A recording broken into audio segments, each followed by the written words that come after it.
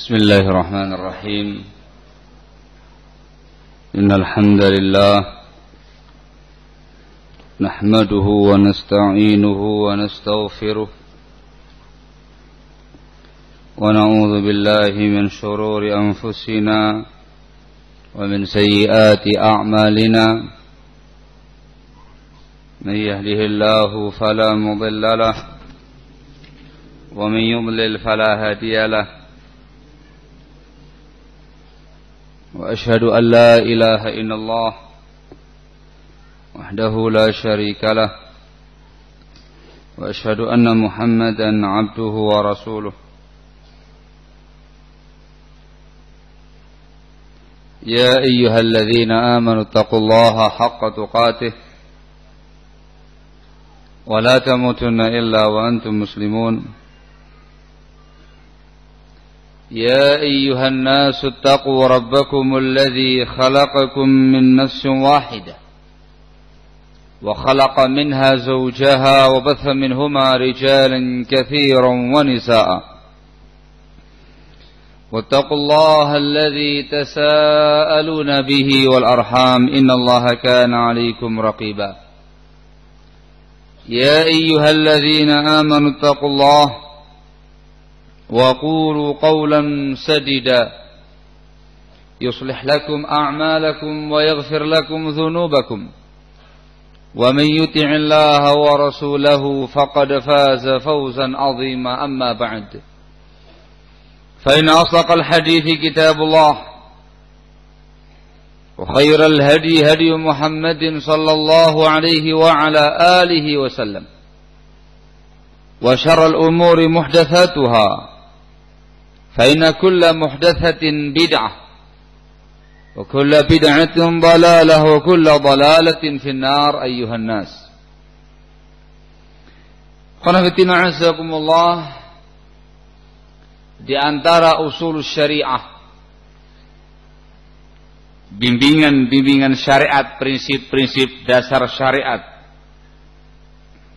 sekaligus menunjukkan kesempurnaan Islam, menunjukkan keindahan Islam,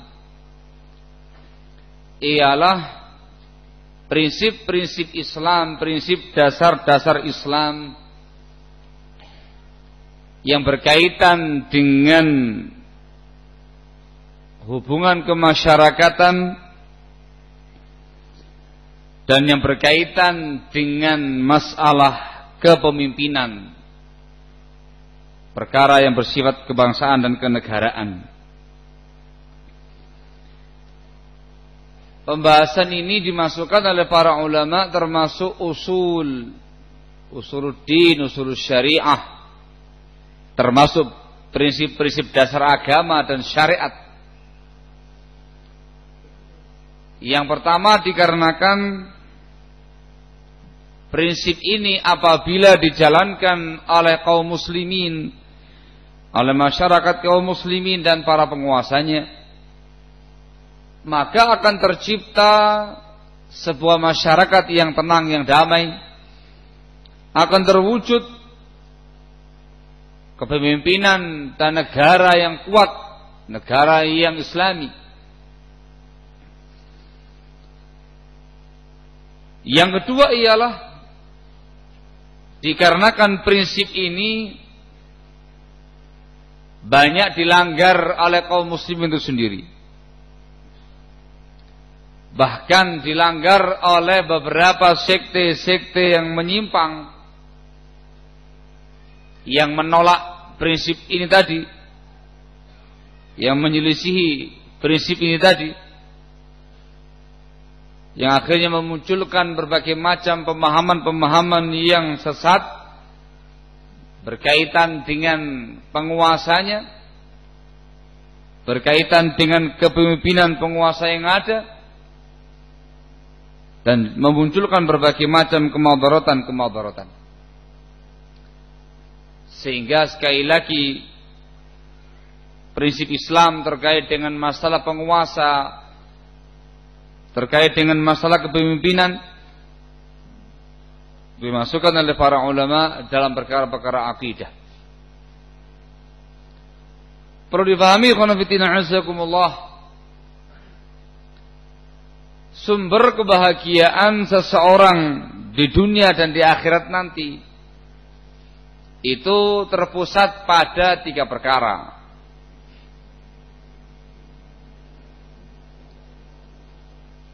Yang pertama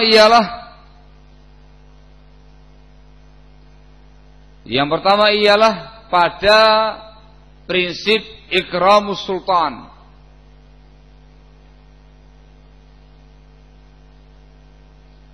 Pada prinsip memuliakan dan menghormati penguasa. Ini merupakan sumber kebahagiaan dunia. Yang kedua ialah pada prinsip ihtiramul ulama.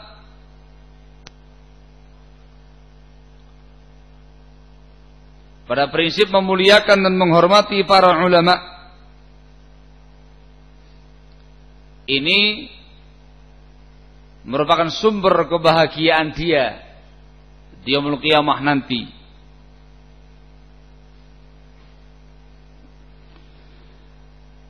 Sehingga ikhwan fillah azakumullah, sekali lagi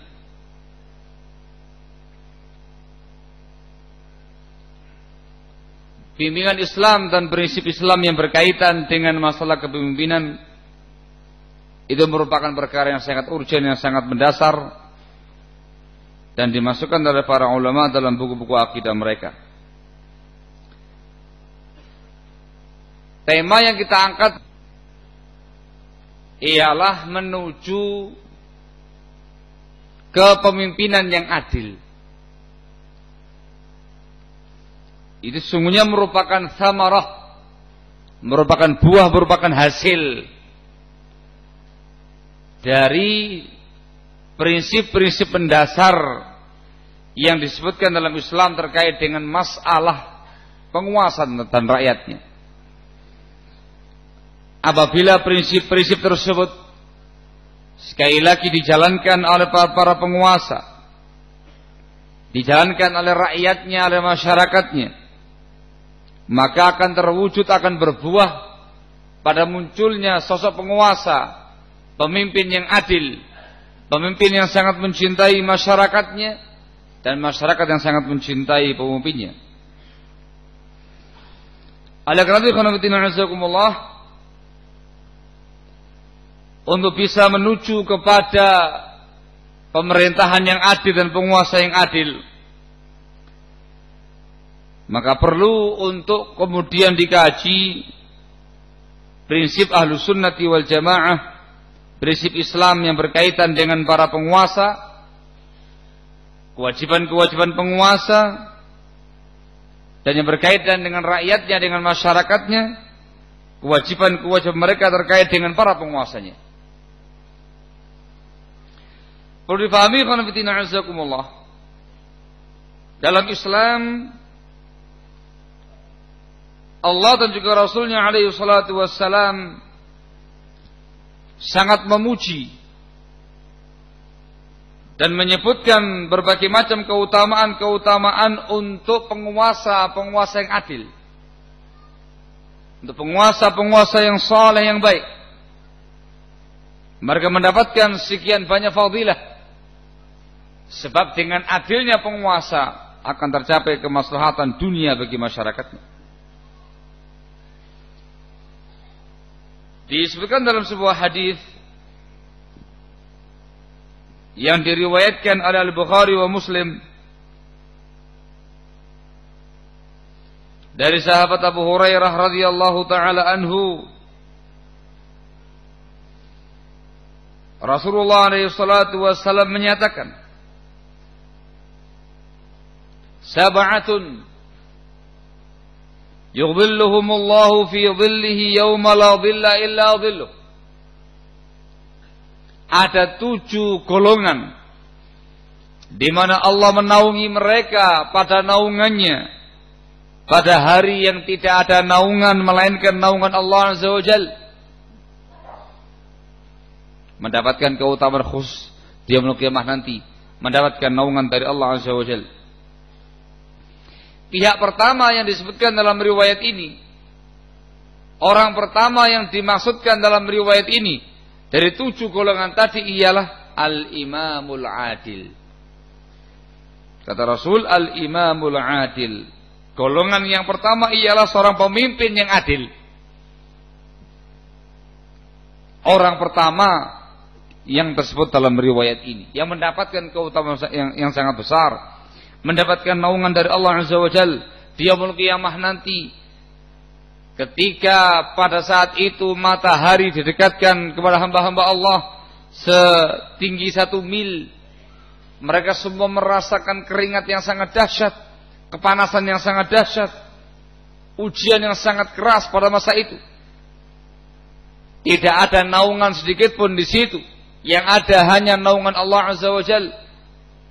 Maka orang-orang yang mendapatkan kekhususan dan keistimewaan dinaungi dalam naungan Allah Azza wa Jalla adalah orang yang sangat mulia, yang sangat agung kedudukannya.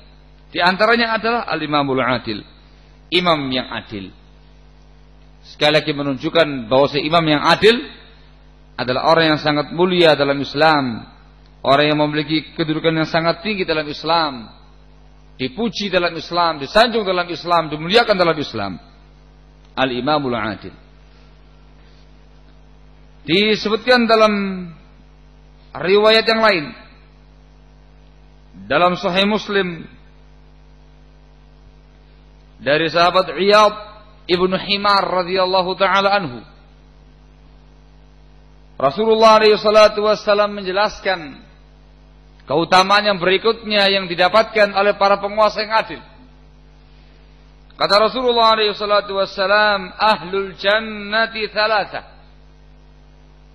Ahlul jannati thalatha. Penghuni surga itu ada 3 golongan. Atau ada 3 golongan yang termasuk ahlul jannah. Yang kali pertama disebutkan oleh Rasulullah SAW ialah dzu sultanin muqsitun mutasaddiqun muwaffaqun. Seorang penguasa yang adil, yang gemar bersedekah, yang diberi taufik oleh Allah Azza wa Jalla. Yang kali pertama disebutkan penguasa yang adil, yang gemar bersedekah, yang mendapatkan taufik dari Allah Azza wa Jalla. Sementara yang kedua, wa rajulun rahimun raqiqul qalbi likulli dhi qurba wa muslim. Seseorang laki-laki yang penyayang, yang lembut hatinya kepada semua familinya, pada semua kerabatnya dan semua kaum muslimin. Seorang laki-laki yang penyayang, laki-laki yang sangat santun, yang sangat halus perangainya, budi pekertinya untuk kerabatnya dan semua kaum muslimin. Ini ahlul jannah yang kedua. Ahlul jannah yang ketiga ialah wa'afifun muta'affifun dzu'iyal. Seseorang yang menjaga kehormatan dirinya, yang tidak meminta-minta walaupun dia memiliki keluarga yang sangat besar, membutuhkan biaya banyak, anak banyak, tetapi dia tidak mau mengemis. 3 jenis ahlul jannah. Yang kali pertama sekali lagi yang dibawakan dalam riwayat ini adalah dzu sultanin muqsitun mutasaddiqun muwaffaq. Luar biasa. Mereka dijamin dengan surganya Allah Azza wa Jalla. Dalam riwayat yang lain yang juga diriwayatkan oleh Imam Muslim dari sahabat Abdullah bin Amr bin Al-As radhiyallahu taala anhuma, Rasulullah sallallahu alaihi wa ala alihi wasallam bersabda, innal muqsitina 'inda Allah ala manabira min nurin an yaminir rahmani 'azza wa jalla wa kilta yadihi yamin alladzina ya'diluna fi hukmihim wa ahlihim wa ma wullu. Kata Rasul, sesungguhnya orang-orang yang adil di sisi Allah nanti di yaumul qiyamah mereka berada di atas mimbar dari cahaya. Di sebelah kanan Allah Ar-Rahman, dan kedua tangan Allah adalah kanan. Yaitu orang-orang yang adil dalam menghukumi, dalam hukum mereka, orang-orang yang adil pada keluarganya, dan orang-orang yang adil dalam pemerintahannya. Rawahu Muslim. Ini semuanya barakallahu fikum sekali lagi menerangkan kepada kita tentang keutamaan yang sangat besar yang didapatkan oleh seorang pemimpin dan penguasa yang adil. Sekaligus menjelaskan kepada kita bahwasanya Islam sangat mendambakan, yang menganjurkan adanya penguasa yang adil. Namanya untuk sang pemimpin tadi sekaligus untuk masyarakatnya. Untuk bisa menuju ke arah sana, Islam memberikan beberapa bimbingan. Bimbingan yang pertama ialah berkaitan dengan kriteria penguasa ideal dalam Islam. Kriteria penguasa yang ideal dalam Islam, yang bila tercapai kriteria tadi, maka itu menjadi perkara yang sangat afdal dan sangat mulia. Di antara kriterianya, khusus untuk Al-Imamul A'zam, penguasa tunggal kaum muslimin seluruh dunia, khalifah, ialah ayyakuna min Quraisyin. Penguasa itu dari Quraisy. Disebutkan dalam hadis Anas bin Malik radhiyallahu taala anhu, Rasulullah alaihi salatu wassalam pernah bersabda, al-a'immatu min Quraisy. Pemimpin-pemimpin itu dari Quraisy. Hadis ini dikeluarkan oleh At-Tayalisi dan dari jalur beliau diriwayatkan oleh Abu Nuaim dalam Hilyatul Awliya. Abu Nuaim mengatakan hadza haditsun masyhurun thabit min hadits Anas. Ini hadis yang sangat masyhur, yang sahih dari hadisnya Anas bin Malik radhiyallahu taala anhu. Asy-Syaikh Al-Albani rahimahullah dalam bukunya Irwaul Ghalil menyatakan wa isnaduhu sahihun ala syartis sittah. Sanadnya sahih sesuai dengan persyaratan imam yang 6, Al-Bukhari, Muslim, Tirmidzi, Nasa'i, Abu Dawud, Ibnu Majah. Dan juga memiliki banyak penguat-penguat yang lain sehingga disahihkan oleh para ulama. Di antaranya Asy-Syaikh Al-Albani rahimahullah dalam bukunya Irwaul Ghalil. Hadis ini lafadznya berita. Al-a'immatu min Quraisy. Pemimpin itu dari Quraisy. Lafadznya berita, namun maknanya perintah. Hendaklah pemimpin kalian itu dari Quraisy.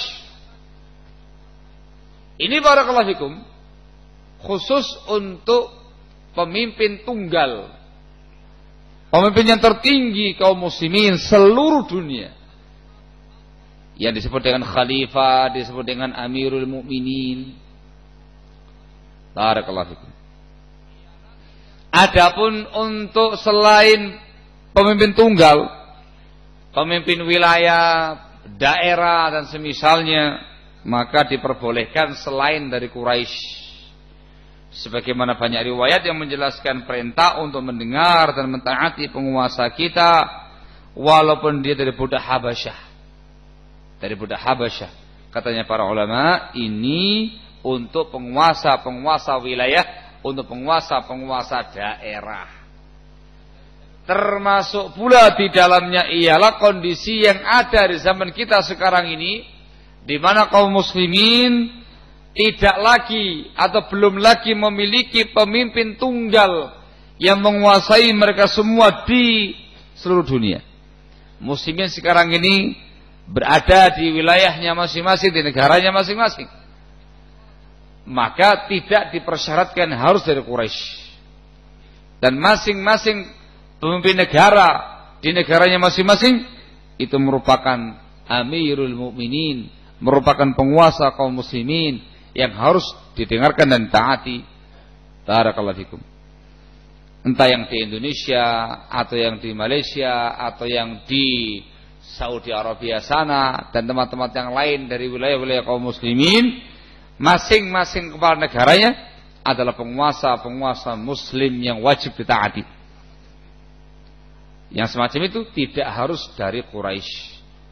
Tapi ketika nanti ada penguasa tunggal yang menguasai seluruh muslimin, seluruh dunia, maka persyaratannya harus dari Quraisy. Al-a'immatu min Quraisy. Ini yang pertama. Ketentuan yang kedua, dari kriteria-kriteria pemimpin Islam yang ideal, ayyakuna muslima, wa hadha syartun. Penguasa itu harus muslim. Ini merupakan persyaratan. Dan tanda Islamnya dia ialah tatkala dia melaksanakan ibadah salat, yang itu merupakan syiar Islam yang paling tampak, syiar Islam yang paling wadih, yang paling jelas bagi semua pihak. Muslim ya ikhwan, walaupun dia zalim, ayyakuna muslima. Disebutkan dalam sebuah hadis riwayat Muslim dari sahabat Auf bin Malik radhiyallahu anhu, ketika Rasulullah alaihi salatu wasallam menceritakan tentang penguasa-penguasa yang jelek. Ada sahabat, sebagian sahabat yang bertanya, ya Rasulullah, afala nunabiduhum bis-saif? Apakah boleh kami perangi mereka dengan pedang-pedang kami ya Rasulullah? Kalau Rasul mengatakan la, tidak boleh. Ma aqamu fikumus salah, la ma aqamu fikumus salah. Tidak boleh selama mereka menegakkan salat di tengah-tengah kalian. Tidak boleh kamu berontak selama mereka menegakkan salat di tengah-tengah kalian. Ini menunjukkan barakatukum ketentuan yang kedua, yaitu merupakan persyaratan utama, harus muslim. Harus muslim. Dan ciri-ciri Islamnya dengan melaksanakan syiar Islam yang paling besar, yang paling nampak, yaitu salat. Ayyakuna muslimah. Sehingga penguasa yang kafir tidak boleh. Kaum muslimin tidak diperbolehkan dipimpin oleh penguasa yang kafir. Ketika ada penguasa yang kafir, wajib bagi ahlul halli wal aqdi, wajib bagi pimpinan-pimpinan syura untuk mengganti penguasa tersebut menjadi penguasa muslim. Ini persyaratan. Yang ketiga, ayyakuna dzakara. Penguasa itu harus laki-laki. Dalam Islam perempuan tidak diperbolehkan untuk menjadi kepala negara. Tidak diperbolehkan untuk menjadi penguasa. Harus laki-laki. Harus laki-laki. Hadis yang diriwayatkan oleh Imam Bukhari dari Abu Bakar Ats-Tsaqafi radhiyallahu taala anhu, disebutkan bahwasanya Rasulullah SAW pernah menyatakan, la yufliha qaumun wallau amrahum mumra'ah. Tidak akan beruntung suatu kaum yang dipimpin oleh seorang wanita. Tegas Rasul mengatakan demikian, sehingga wanita tidak diperbolehkan untuk ikut dalam kancah kepemimpinan. Sepandai apapun perempuan tadi, secerdas apapun perempuan tadi, seahli apapun dia dalam bidang kepemimpinan, tidak boleh. Sesolehah apapun dia, tidak boleh. Justru ketika dia tampil sebagai penguasa, menunjukkan dia perempuan yang fasiqah, perempuan yang fasik, bukan perempuan yang salihah. Ayyakuna dzakara. Ketentuan yang berikutnya ayyakuna hurra. Dia seseorang yang merdeka. Ini afdaliyah. Ini afdaliyah. Dia seseorang yang merdeka. Tetapi ketika ada seseorang dari kalangan budak yang memiliki kemampuan dan ditunjuk sebagai pemimpin wilayah, negara, daerah, maka tidak ada masalah. Didengarkan dan ditaati. Sebagaimana hadis yang memerintahkan kita untuk mendengarkan penguasa kita walaupun dari budak Habasyah.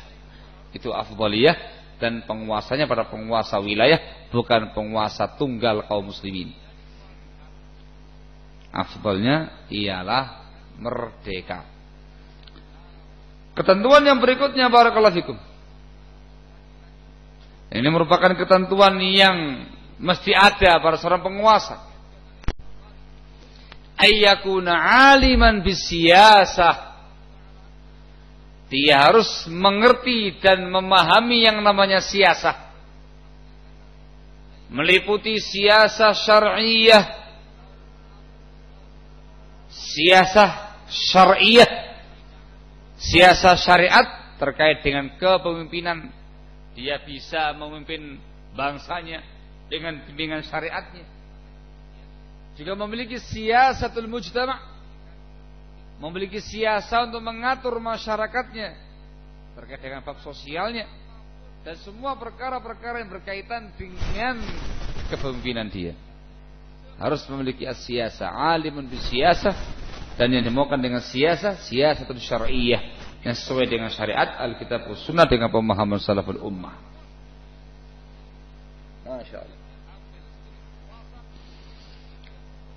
Yang berikutnya lagi,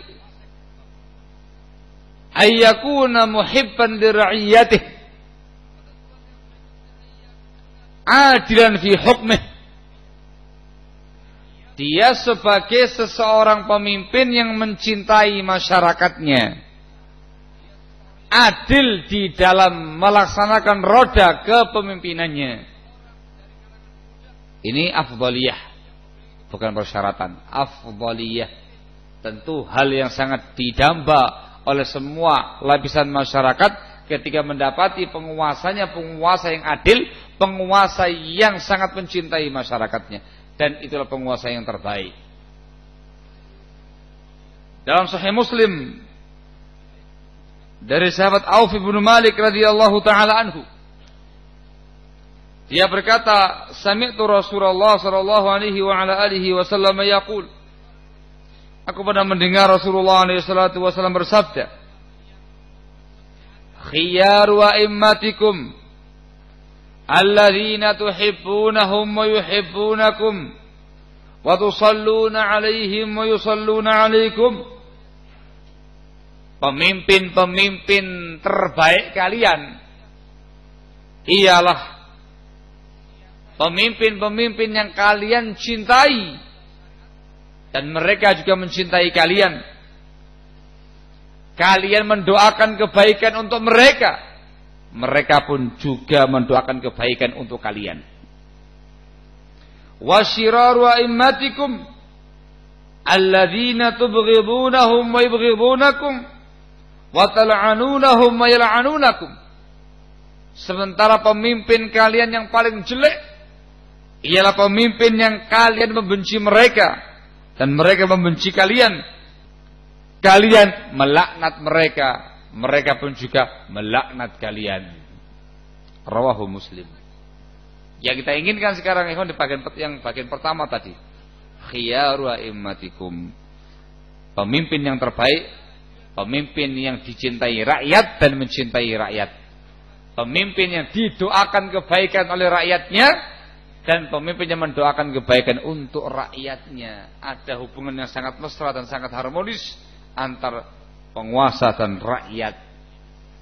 Ini merupakan perkara yang sangat ideal, yang sangat afdal. Penguasa tadi penguasa yang adil, penguasa yang mencintai masyarakatnya. Nah, ini beberapa ketentuan penting yang berkaitan dengan penguasa.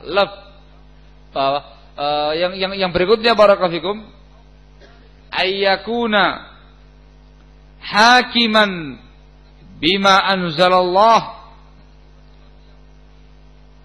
Ketentuan yang berikutnya ialah sang penguasa itu berhukum dengan apa yang diturunkan oleh Allah Azza wa Jalla.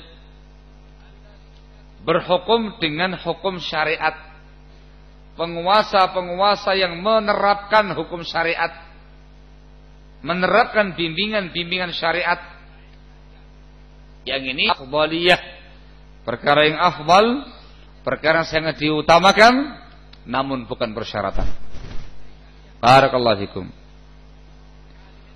Artinya, walaupun itu penguasa ternyata tidak berhukum dengan hukum syariat, tetap kita harus mentaatinya, harus memuliakannya, menghormatinya, tidak boleh memberontaknya. Barakallahu fikum, selama dia masih muslim. Sebagaimana hadisnya Rasulullah SAW, beliau menceritakan adanya penguasa yang demikian. Sayakunu ba'di umara, akan ada sepeninggalku nanti para penguasa, dan akan tampil di tengah-tengah mereka tokoh-tokoh profil-profil penguasa. Qulubuhum qulubus syayatin fi jismani insin, hati mereka hati setan dalam bentuk jahatnya manusia. Yastannuna bi ghairi sunnati wa yahtaduna bi ghairi hadi. Mereka bersunnah bukan dengan sunnahku, mereka mengambil petunjuk bukan dengan petunjukku. Dan ketika para sahabat meminta izin untuk memberontak mereka, Rasul mengatakan jangan diberontak. Larangan diberontak illa antarau kufran bawahan indakum fihi minallahi burhan, kecuali kalau kamu menyaksikan, melihat kekufuran yang amat sangat nyata yang ada pada mereka dan engkau memiliki buktinya di sisi Allah Azza wa Jalla. Artinya sampai diyakini kafirnya. Selama dia muslim, tetap taati, didengarkan, dihormati, dimuliakan, walaupun tidak berhukum dengan hukum Islam, walaupun tidak bersunnah dengan sunnah Rasul alaihi salatu wassalam, walaupun hatinya sebagaimana setan. Sehingga khulasanya persyaratan yang tadi, ya kawan, penguasa berhukum dengan hukum Allah, dengan hukum Islam, itu afdaliyah, bukan persyaratan. Ini yang utama. Bimbingan yang kedua yang disebutkan oleh Islam untuk menuju pemerintahan yang adil ialah memberikan tugas-tugas dan kewajiban-kewajiban kepada para penguasa. Memberikan beban-beban tanggung jawab, beban kewajiban kepada para penguasa yang harus dia kerjakan terkait dengan rakyatnya.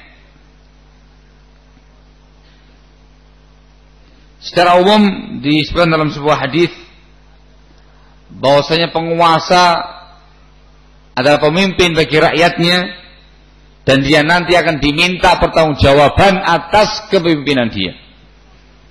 Disebutkan dalam Bukhari Muslim dari hadis Abdullah bin Umar radhiyallahu taala anhuma, Rasulullah sallallahu alaihi wa ala alihi wasallam mengatakan, ala kullukum ra'in wa kullukum mas'ulun an ra'iyatihi. Ketahuilah, tiap-tiap kalian adalah ra'in, penanggung jawab, dan akan dimintai pertanggungjawaban atas kepengurusannya. Fal amir alladhi alaihi nas ra'in wa huwa mas'ulun an ra'iyatihi.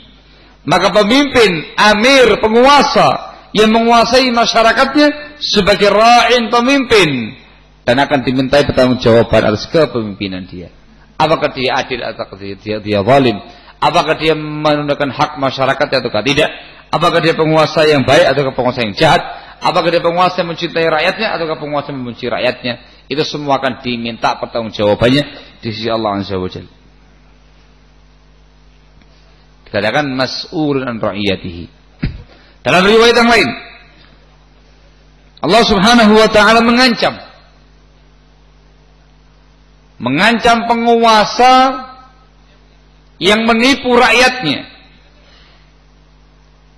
yang membolimi rakyatnya, yang mengkhianati rakyatnya, yang tidak menjalankan kepemimpinan mereka dengan baik dan benar, ancaman yang sangat keras, diharamkan surga atas mereka. Disebutkan dalam Sahih Muslim dari Ma'qil ibn Yasar radhiyallahu taala anhu, dia berkata, sami'tu Nabiy sallallahu alaihi wasallam yaqul, aku pernah mendengar Rasulullah alaihi salatu wasallam bersabda, ma min 'abdin yastar'ihi Allahu ra'iyatan yamutu yawma yamutu wa huwa ghashun li ra'iyatihi illa harramallahu 'alaihi al-jannah. Tidaklah ada seorang hamba yang diberi amanah oleh Allah untuk mengurusi sebuah kepemimpinan, kemudian dia mati pada hari dia mati dalam keadaan dia menipu ghash, dia menipu masyarakatnya, menipu rakyatnya, melainkan Allah akan haramkan surga atasnya.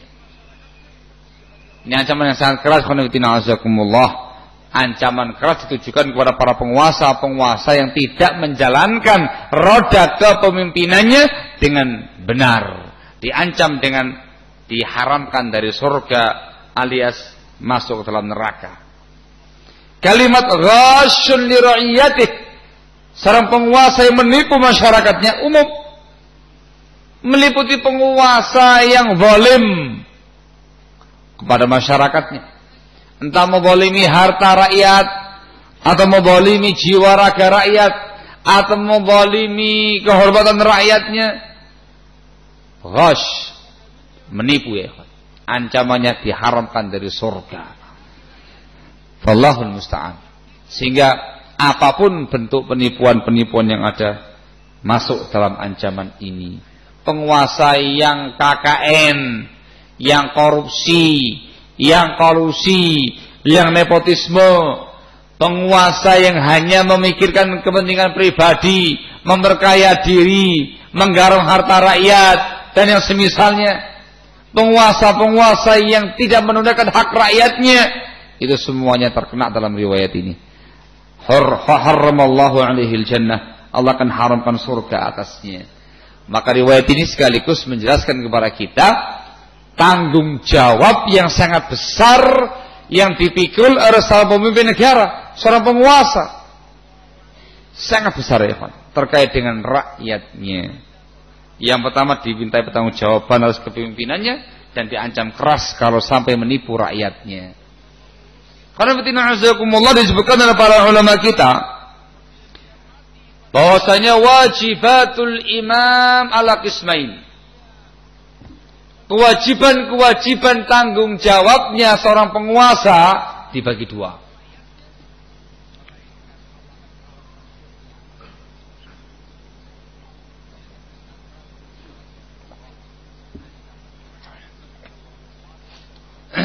Yang pertama, al-muta'alliqa bi umuri din. Kewajiban penguasa yang berkaitan dengan urusan keagamaan masyarakatnya. Ini yang pertama. Di sini dia berkewajiban untuk menganjurkan dan menyemangati masyarakatnya beribadah kepada Allah Azza wa Jalla, melaksanakan agama mereka dengan baik dan benar, dan bertanggung jawab untuk menangani, bertanggung jawab penguasa. Ibadah-ibadah yang diserahkan pada penguasa kepengurusannya, yang pertama ialah terkait dengan al-idain, terkait dengan hari raya. Terkait dengan hari raya Salatul Idain ini dipasrahkan kepada penguasa. Yang kedua, terkait dengan al-jama'at wal jumu'at,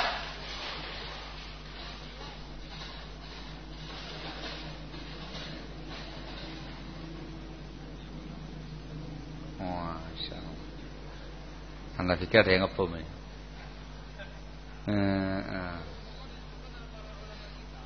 Terlalu masyarakat.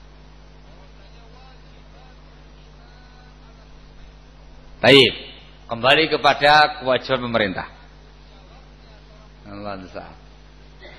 Jadi yang pertama ya kan, perkara-perkara keagamaan, perkara-perkara din yang diserahkan pada penguasa al-idain. Pelaksanaan sholat Id, Fitri, Adha. Yang kedua, al-Jumu'at wal Jama'at, terkait dengan jamaah 5 waktu dan Jumatan. Yang ketiga, terkait dengan al-Hajj, pelaksanaan ibadah haji. Yang keempat ialah salatul istisqa, pelaksanaan salat minta hujan. Itu semua kembali pada penguasa. Yang kelima ialah berkaitan dengan kunut nazilah. Berkaitan dengan kunut nazilah. Ketika ada peristiwa besar yang menimpa kaum muslimin, musibah yang menimpa kaum muslimin, atau ada musuh-musuh Islam yang menyerang kaum muslimin, barakallahu fikum, maka diadakan kunut nazilah. Itu semua kembali pada penguasa. Pemerintah yang mengatur ini semuanya, ikhwan. Barakallahu fikum. Dan secara umum penguasa yang kemudian memberikan arahan-arahan kepada masyarakatnya terkait dengan urusan din agama mereka. Maka penguasa tidak boleh menghalang-halangi rakyatnya untuk beribadah kepada Allah, untuk beramal saleh, untuk berdakwah ilallah di atas Islam dan sunnah, di atas Quran dan sunnah dengan pemahaman salaful ummah. Adapun dakwah-dakwah, adapun acara-acara, adapun ritual-ritual ibadah yang bertentangan dengan agama, yang menyelisihi sunnah Rasulullah SAW, maka penguasa harus meredamnya, penguasa harus mencegahnya, penguasa harus melarangnya, dikarenakan bertentangan dengan prinsip agama. Idealnya itu merupakan kewajiban para penguasa. Sebagaimana di zamannya Rasul sallallahu alaihi wasallam, sebagaimana pada zamannya Abu Bakar As-Siddiq radhiyallahu an, zamannya Umar bin Khattab radhiyallahu taala an, khulafaur rasyidin, dan para penguasa-penguasa yang lain dari kalangan kaum muslimin pada masa itu. Terkait dengan urusan din, mereka betul-betul menegakkan Islam, menegakkan Quran dan sunnah di tengah-tengah masyarakatnya. Semua yang berbau penyimpangan singkirkan. Sahabat Umar bin Khattab radhiyallahu an sampai pada tingkat menghukum dengan keras orang-orang yang punya pemahaman bid'ah, dipukul kepalanya sampai berdarah dengan duratu Umar. Sebagian penguasa kita sampai pada tingkat menghukum mereka dengan hukuman mati, dipancung kepalanya dikarenakan memiliki pemahaman zindik, pemahaman yang sangat menyimpang. Barakallahu fikum. Sejumlah tokoh-tokoh besar sekte sesat pada masa lalu dipenggal lehernya oleh pihak penguasa. Itu terkait dengan urusan din. Kewajiban penguasa terkait dengan urusan agamanya. Otomatis untuk bisa mengatur ini semuanya, idealnya penguasanya orang yang alim, yang mengerti agama, yang mengerti syariat. Itu dimasukkan dalam ketentuan yang berikutnya yang belum saya bacakan tadi. Tetapi itu merupakan afdaliyah, ayyakuna aliman bisyariah. Penguasa itu harus paham syariat, ngerti agama, tahu kitab dan sunnah dengan pemahaman salaful ummah, supaya dia bisa menjalankan kewajiban dia terkait dengan masalah keagamaan. Idealnya itu afdalnya, namun bukan persyaratan. Masya Allah. Ini kewajiban imam, kewajiban penguasa terkait dengan urusan agama. Al-qismu tsani, yang kedua ialah wajibatul imam al-muta'alliqah bi umuri dunya wa masalihil 'ammah. Kewajiban-kewajiban penguasa tugas-tugas penguasa yang berkaitan dengan urusan dunia dan kemaslahatan umum masyarakatnya. Barakallahu fikum. Ini berkaitan dengan dua sisi. Sisi yang pertama al-umur al-kharijiyah, perkara-perkara yang sifatnya ekstern, urusan luar negeri. Yang kedua al-umur ad-dakhiliyah, perkara yang sifatnya intern, urusan dalam negeri.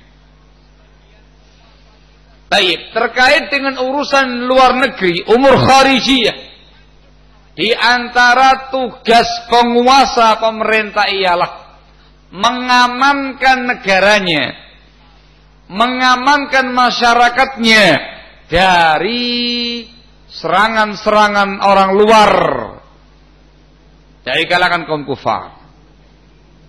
Maka di situ penguasa bertanggung jawab penuh terkait dengan urusan jihad. Urusan jihadun fi sabilillah, qitalul kufar, terkait dengan perang melawan orang kafir, jihad di tangan penguasa. Bukan di tangan rakyat, di tangan penguasa. Barakallahu fikum. Di tangan penguasa, jihad. Maka penguasa harus betul-betul menegakkan prinsip jihad fisabilillah. Yang pertama dalam rangka untuk mempertahankan dan membentengi negaranya, dan yang kedua dalam rangka untuk mematahkan kekuatan-kekuatan musuh-musuh agama. Jihad, penguasa yang berkepentingan, penguasa yang mengaturnya bukan masyarakat. Sekali lagi, penguasa, tidak ada jihad swasta. Barakallahu fikum. Penguasa, jihad. Juga terkait dengan urusan-urusan hubungan dengan pihak-pihak luar, itu semuanya penguasa yang mengatur. Urusan al-uhud, perjanjian-perjanjian damai dengan negara-negara yang lain, dengan kaum kufar di luar sana, penguasa. As-sulh, perjanjian damai. Kemudian akhdul jizyah, mengambil upeti untuk wilayah-wilayah kufar yang dikuasai kaum muslimin dan tunduk patuh di dalamnya, mengambil upeti.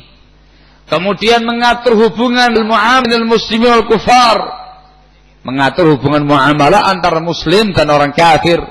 Dikasih adanya semacam klasifikasi, adanya undang-undang terkait dengan aturan muslim dengan non-muslim, juga terkait dengan aturan non-muslim itu sendiri. Terutama mereka yang masuk ke wilayah kaum muslimin, terutama mereka yang masuk atau yang tinggal di wilayah kaum muslimin, disebut dengan ahkamu ahli zimmah, hukum-hukum yang berkaitan dengan ahli zimmah, orang-orang yang kafir. Ini semua ikhwan dibahas oleh para ulama di dalam buku-buku fikih mereka, dalam buku-buku fikih mereka, dalam bab fikih muamalah, kitabul imarah, pembahasan tentang masalah kepemimpinan. Ini semuanya harus difahami penguasa, dikarenakan itu tugas mereka selama ini yang berkaitan dengan urusan luar negeri. Barakallahu fikum.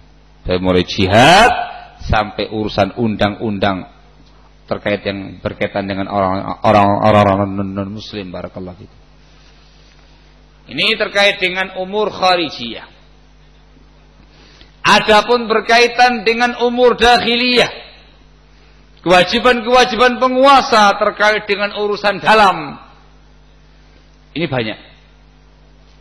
Terkait dengan urusan iktisadiyah, urusan ekonomi, dia harus bisa mensejahterakan rakyat dan masyarakatnya, menumbuh kembangkan ekonomi negaranya. Ekonomi ini macam-macam, sebagaimana yang bisa antum pahami bersama-sama. Keterkaitannya sangat banyak, urusan pertanian, peternakan, industri dan segala macamnya. Pertumbuhan ekonomi itu harus diperhatikan baik-baik oleh sang penguasa. Iktisadiyah. Kemudian berkaitan dengan masalah sihah, kesehatan masyarakatnya, urusan kesehatan ya, di bidang medis. kaitan dengan sosial kemasyarakatan, kerukunan kaum muslimin, ukhuwah Islamiyah di antara kaum muslimin. Ketika ada orang-orang kafir tinggal di wilayah muslimin, harus diatur oleh pihak penguasa kerukunan antar umat beragama dengan bimbingan agama Islam. Ada kata-kata dengan bimbingan agama Islam. Bukan semata-mata kerukunan antar umat beragama, tapi dengan bimbingan Islam. Barakallahu fikum. Terkait dengan pertahanan, mereka harus bisa mempertahankan dan mengamankan wilayahnya dalam negeri. Di situ dia dari pihak penguasa harus bisa membikin para maling-maling, para pencuri-pencuri jera. Dia harus bisa membikin dan membuat para koruptor-koruptor jera. Dia harus bisa meredam gerakan-gerakan separatis, pemberontakan penguasa dari kalangan kaum pemberontak. Dia harus bisa mengamankan negaranya dari dalam. Barakallahu fikum. Kemudian juga bertugas untuk urusan qadha, keputusan-keputusan. Bertugas untuk mengurusi masalah hudud, hukuman-hukuman had. Hukuman-hukuman had. Ini semua dalam rangka untuk memperbaiki kemaslahatan-kemaslahatan duniawiyah rakyatnya yang sifatnya intern. Dan masih banyak lagi yang lainnya. Masalah ammah, kemaslahatan yang sangat umum, sangat banyak. Maslahat umum untuk semua warganya, untuk semua masyarakatnya. Nah, secara global, barakallahu fikum. Ini semuanya bisa membacanya dalam kitab-kitab karya para ulama yang membahas masalah ahkamus sultaniyah. Seperti kitab Al-Ahkamus Sultaniyah karya Al-Mawardi Asy-Syafi'i. Juga seperti kitab As-Siyasah Asy-Syar'iyyah karya Syekhul Islam Ibnu Taimiyah rahimahullah dan juga yang lainnya. Dari sini khanafitina azakumullah menunjukkan kepada kita al-imaratu amanah.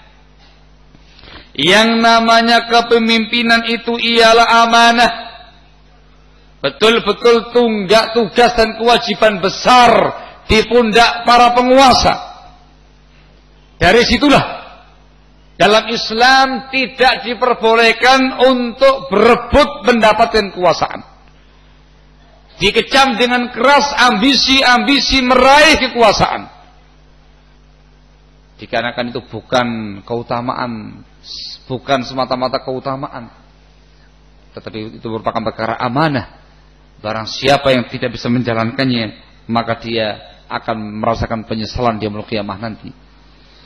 Disebutkan dalam Sahih Bukhari dari Abu Hurairah radhiyallahu taala anhu, Rasulullah alaihi salatu wasallam bersabda, "Innakum satahrisuna 'alal imarah. Innakum satahrisuna 'alal imarah wa satakunu nadamatan yaumil qiyamah." Sesungguhnya kalian nanti akan berambisi mengejar kepemimpinan. Dan ingat, kelak di yaumul qiyamah nanti itu adalah penyesalan. Hadis ini satu sisi mengecam, mencela ambisi kepemimpinan, mencela sikap memperebutkan kekuasaan. Dicela ya. Dikatakan sebagai nadamah yaumul qiyamah, penyesalan yaumul qiyamah nanti.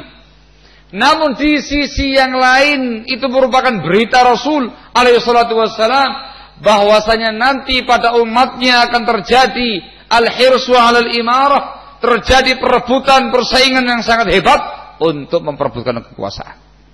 Wa sadaqa Rasulullah alaihi salatu wassalam, dan telah benar, telah jujur apa yang diberitakan oleh Rasul alaihi salatu wassalam. Kaum muslimin sekarang ini gila kekuasaan, bukan lagi ambisi, gila ya. Dikatakan sudah gila kekuasaan, gila kepemimpinan. Dari mulai yang kelas paling bawah, lurah, sudah luar biasa bagaimana ambisi. Lurah, apalagi kalau bengkoknya lumayan gitu ya. Lurah, apalagi sampai bertingkat yang paling tinggi, kepemimpinan pusat.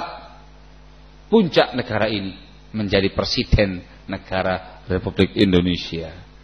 Lebih terasa lagi bagaimana ambisi yang sangat berpuluh-puluh partai, bukan cuma 3. Dulu zaman Orba 3. Ini berpuluh-puluh partai berbondong-bondong mendaftarkan diri. Ujung-ujungnya apa ya Pak? Untuk mendapatkan kepemimpinan. Berhasil jadi presiden, itu yang diinginkan. Ya paling tidak duduk di kursi DPR atau MPR. Sudah empuk rasanya. Ini sabdanya Rasul, ancaman keras terkait dengan bab kepemimpinan. Barakallahu fikum. Ingat, itu amanah. Kalau sampai Anda tidak bisa menjalankan amanah sebagai seorang pemimpin, Rasul mengatakan satakunu nadamatan yaumul qiyamah, akan menjadi penyesalan di yaumul qiyamah nanti. Kalau Anda menjadi penguasa yang zalim, maka Anda diancam tadi dalam hadisnya Rasul, diharamkan dari api neraka. Ketika diharamkan dari surga. Saya salah ngomong. Diharamkan dari surga. Sebagaimana yang tadi saya bacakan riwayatnya ya Pak. Seorang penguasa yang dikasih amanah menjadi penguasa memimpin sebuah bangsa, sebuah negara, ternyata dia tidak menunaikan amanahnya, ternyata dia menipu, mengkhianati masyarakatnya. Rasul mengatakan haramallahu alaihil jannah, diharamkan surga atasnya. Allah haramkan surga atasnya. Wallahul musta'an. Dari sini qanafitina azakumullah, kemudian dibahas oleh para ulama bagaimana seharusnya dan bagaimana caranya penguasa dipilih. Dalam Islam ada beberapa tariqah, beberapa cara-cara syar'i untuk menunjuk seorang pemimpin. Yang jelas, yang bertugas untuk menunjuk seorang penguasa ialah ahlul halli wal aqdi. Orang-orang yang duduk bermusyawarah menentukan siapa yang berhak menjadi penguasanya. Ahlul halli wal aqdi itu harus dari kalangan para ulama. Yang kedua harus dari kalangan al-arifuna bi ahwalin nas. Orang-orang yang mengerti, yang faham karakter seseorang, dikarenakan mereka masuk dalam jajaran ahlus syura. Mereka itu harus orang-orang yang adil, betul-betul adil, sehingga mereka memilih penguasa yang betul-betul sesuai dengan prinsip Islam, sesuai dengan kebutuhan masyarakat yang ada. Dia memilih bukan dikarenakan tendensi wilayah, sama-sama Banyumas, bukan dikarenakan tendensi partai atau yang semisalnya. Betul-betul murni dia pilih untuk kemaslahatan umat kaum muslimin, masyarakat yang ada. Itu al-halli wal aqdi ya ikhwan. Sehingga yang bertugas memilihnya ahlul halli wal aqdi. Barakallahu fikum. Cara yang pertama yang disebutkan dalam Islam ialah al-istikhlaf, penunjukan langsung, penunjukan resmi dari penguasa yang sebelumnya kepada penguasa yang setelahnya. Istikhlaf, penguasa yang sebelumnya mengatakan pemimpin sepeninggalku nanti adalah fulan, dan penguasa tahu, ngerti fulan ahlinya, fulan itu orangnya. Namanya istikhlaf. Sepeninggalku nanti adalah fulan. Itu seperti yang dilakukan oleh Rasulullah SAW terkait dengan Abu Bakar As-Siddiq radhiyallahu taala anhu arda. Dikatakan oleh para ulama, pengangkatan Abu Bakar As-Siddiq radhiyallahu taala anhu arda itu yang pertama menggunakan istikhlaf, penunjukan langsung Rasulullah SAW. Itu dilihat dari sekian banyak riwayat yang dilafalkan Rasul SAW yang semuanya mengarah ke satu sisi, menunjuk Abu Bakar As-Siddiq sebagai pengganti beliau. Dan riwayat yang paling nyata, yang paling jelas ketika Rasul SAW menunjuk Abu Bakar As-Siddiq radhiyallahu taala anhu wa ardhah sebagai pengganti beliau ketika sedang sakit untuk mengimami salat. Ketika diusulkan Umar, belum menolak. Abu Bakar. Umar, Abu Bakar. Terus begitu, Abu Bakar. Dan kepemimpinan Abu Bakar As-Siddiq itu menggunakan ijma' ahlul hali wal aqdi, kesepakatan ahlul hali wal aqdi. Istikhlaf. Barakallahu fikum. Cara yang kedua, dengan cara ijma' ahlul hali wal aqdi. Kesepakatan ahlul hali wal aqdi. Kesepakatan ahlul hali wal aqdi. Ini dicontohkan oleh para ulama seperti pengangkatan Khalifah Ali bin Abi Thalib radhiyallahu taala anhu wa arba. Itu menggunakan ijma' ahlul hali wal aqdi. Ijma' tokoh-tokoh sahabat ketika itu, tokoh-tokoh masyarakat ketika itu, dengan kondisi negara yang sedang chaos, sedang kacau, dikarenakan pemberontakan kaum Khawarij yang sampai pada tingkat membunuh Khalifah Utsman bin Affan radhiyallahu taala anhu. Suasana yang sangat kacau, maka ditunjuk secara langsung oleh pihak ahlul hali wal aqd dari kalangan para sahabat menunjuk Ali bin Abi Thalib sebagai penguasanya. Cara yang berikutnya dengan cara syura.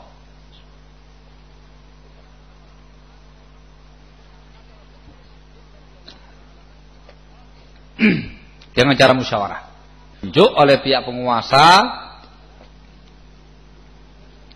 orang-orang tertentu yang berkompeten, diajak untuk bermusyawarah menentukan siapa di antara mereka ini yang sebagai penguasa. Sebagaimana yang dilakukan oleh Umar bin Khattab radhiyallahu taala anhu wa ardhah ketika menunjuk 6 orang sitatun nafar, 6 orang diminta bermusyawarah siapa di antara mereka ini yang berhak untuk menjadi khalifah. Barakallahu fikum. 6 orang ini. Kemudian ditunjuklah siapa ya, ditunjuklah sahabat Utsman Ibnu Affan radhiyallahu taala anhu arba. Adapun penunjukan Umar itu dengan istikhlaf. Langsung Abu Bakar As-Siddiq yang nunjuk Umar. Umar sebagai khalifah peninggal. Nah, itu cara-cara yang disebutkan dalam Islam. Ini cara-cara yang syar'i. Sehingga dalam Islam memilih penguasa itu biayanya murah. Sangat murah. Dikarenakan yang nunjuk langsung penguasa sebelumnya. Presiden setelah saya adalah fulan, dan penguasa diminta pertanggungjawaban di hadapan Allah ketika dia nanti salah milih. Ketika dia milih, betul-betul dia memilih seseorang yang memang pantas sebagai penguasa pengganti dia atau yang lebih baik daripadanya.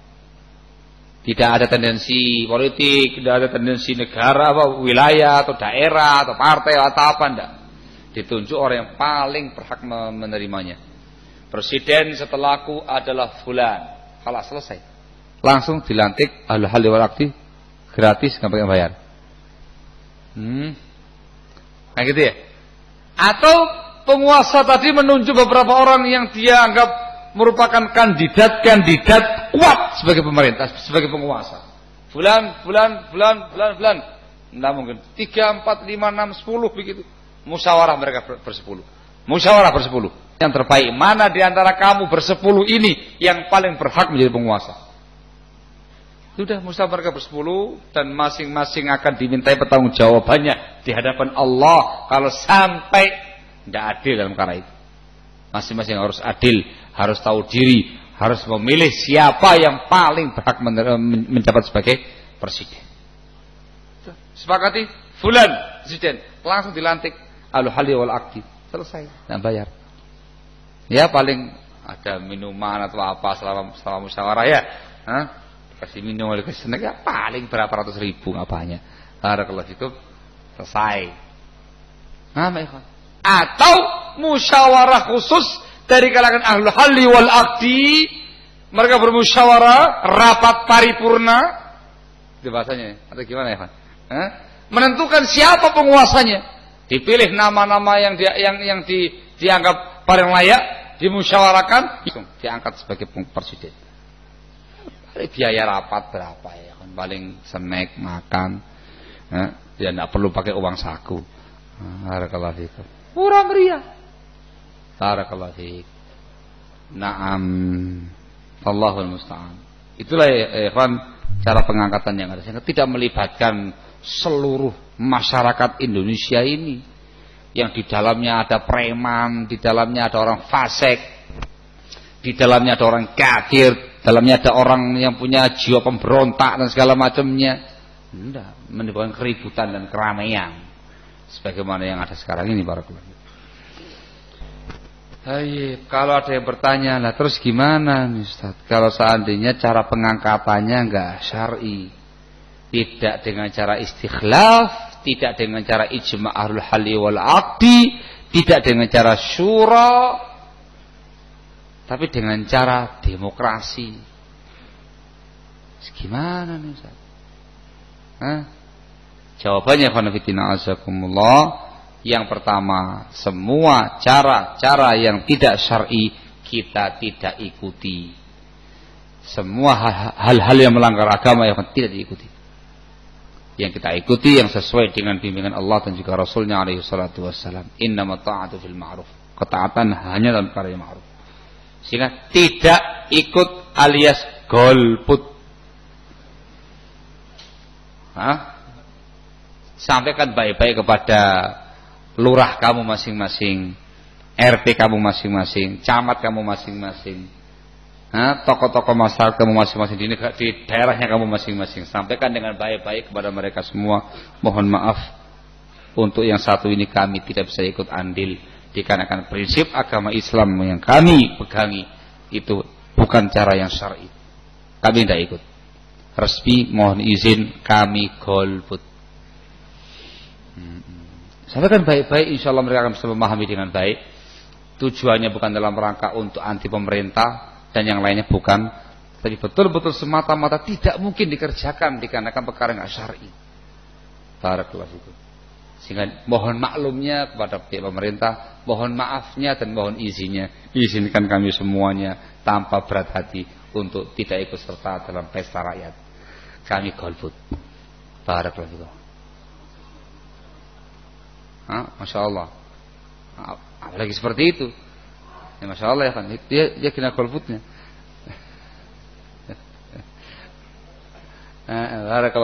Kemudian ketika nanti di acara mereka yang tidak syar'i itu terpilih seseorang diangkat sebagai kepala negara, kepala daerah, kepala wilayah, kepala kecamatan, kepala desa, maka prinsip Ahlussunnati wal Jamaah ialah meredam fitnah dan tidak boleh melakukan tindakan-tindakan yang menimbulkan fitnah. Dalam kondisi yang semacam itu, walaupun kita nggak suka dengan caranya, tetap kita harus mendengar dan mentaati dia sebagai penguasa dan diyakini sebagai penguasa yang sah. Itu dengan kesepakatan para ulama. Disebutkan oleh Al-Hafidz Ibnu Hajar rahimahullah dalam Fathul Bari, menukil kesepakatan semua para fuqaha, apabila ada seseorang, ini sebuah kasus, apabila ada seseorang yang kemudian menggulingkan kekuasaan sebelumnya, melakukan tindakan kudeta militer, kudeta berdarah, ini ceritanya, menggulingkan kekuasaan yang sebelumnya dan ternyata dia berhasil menggulingkannya dan mengumumkan dirinya sebagai penguasa pengganti, maka di sini semua para ulama sepakat harus diredam fitnahnya. Tidak boleh dikudeta lagi dan diyakini sebagai penguasa yang sah, didengarkan dan taati barakallahu fikum dalam rangka untuk meredam fitnah yang ada. Dihentikan semua kudeta, dihentikan semua pertumpahan darah, hentikan semuanya. Khalas, diyakini dia sebagai penguasa yang sah, didengarkan dan ditaati, diberikan kepada dia hak-hak penguasa dan dia bertanggung jawab atas tanggung jawabnya seorang penguasa. Itu dengan kesepakatan para ulama. Yang dari sini benar-benar dan faedah. Semua cara-cara yang tidak benar, cara-cara yang tidak syar'i di dalam pengangkatan seseorang kepala negara atau seorang penguasa, enggak diikuti. Dan yang kedua, kalau sudah jadi dan mereka resmikan dengan cara semacam itu dan diangkat sebagai kepala negara yang resmi, maka kita sebagai kaum muslimin harus mengakuinya sebagai penguasa negara yang sah, tidak boleh memberontak, harus mendengar dan mentaati mereka dalam rangka meredam fitnah. Barakallahu fikum. Ini prinsip yang disepakati oleh para ulama. Nah, ya ikhwan. Ini terkait dengan penguasanya. Sehingga jangan bangga jadi penguasa. Jangan bangga dengan gaji yang besar, dengan fasilitas yang menyenangkan. Itu semuanya amanah. Satus'aluna anha yaumal qiyamah. Kalian semua wahai para penguasa akan dimintai pertanggungjawabannya di yaumul qiyamah nanti. Bagaimana yang kamu kerjakan pada pemerintahan kamu? Bagaimana kamu sebagai seorang penguasa? Ditanyai semua. Bagaimana fasilitas yang kamu rasakan selama ini? Apakah digunakan untuk kepentingan negara atau kepentingan pribadi? Semuanya akan dimintai pertanggungjawaban. Wal amirul ladzi 'alan nas ra'in wa mas'ulun an ra'iyatihi. Seorang penguasa, seorang amir yang memimpin rakyatnya adalah seorang pemimpin dan akan dimintai pertanggungjawaban atas kepemimpinannya. Barakallahu fikum. Maka perhatikan baik-baik di sini wahai para penguasa. Barakallahu fikum. Ini hal-hal yang berkaitan dengan penguasa. Barakallahu fikum. Ini semua kalau dikerjakan oleh mereka semua, dipenuhi oleh penguasa tadi, Masya Allah, akan tercipta dan terwujud seorang penguasa yang bukan semata-mata adil, penguasa yang alim, penguasa yang soleh, penguasa yang adil, penguasa yang mencintai masyarakatnya, penguasa yang bisa mengatur dan menjalankan roda kekuasaan dia di atas sunnah, di atas syariah, sebagaimana Rasul, Khulafaur Rasyidin dan penguasa-penguasa saleh pada masa itu seperti Umar bin Abdul Aziz rahimahullah dan juga yang lain. Hasilnya apa ya Pak? Ya antum tahu sendiri bagaimana masyarakat yang ada ketika itu, bagaimana masyarakatnya Rasul, bagaimana masyarakatnya Khulafaur Rasyidin, bagaimana masyarakat yang dipimpin oleh misalnya dari penguasa-penguasa yang saleh. Contoh yang paling kelihatan, antum bisa melihat bagaimana sosok pemerintahan yang dipimpin oleh Muhammad ibnu Saud di Saudi sana dan para pengganti-penggantinya sampai sekarang ini.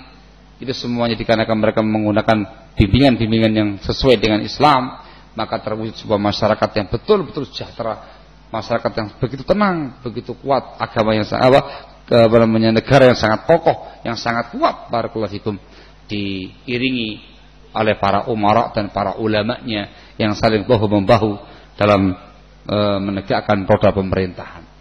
Barakallahu sampai sekarang ini. Nah, ini terkait dengan masalah pemerintah, upaya menuju kepada pemerintah yang adil. Bimbingan yang berikutnya ini berkaitan erat dengan rakyatnya untuk bisa menuju kepemimpinan yang adil dan pemerintah dan penguasa yang adil, juga diminta peran serta rakyat, peran serta masyarakat dalam mewujudkan pemerintahan yang adil tadi. Barakallahu fikum.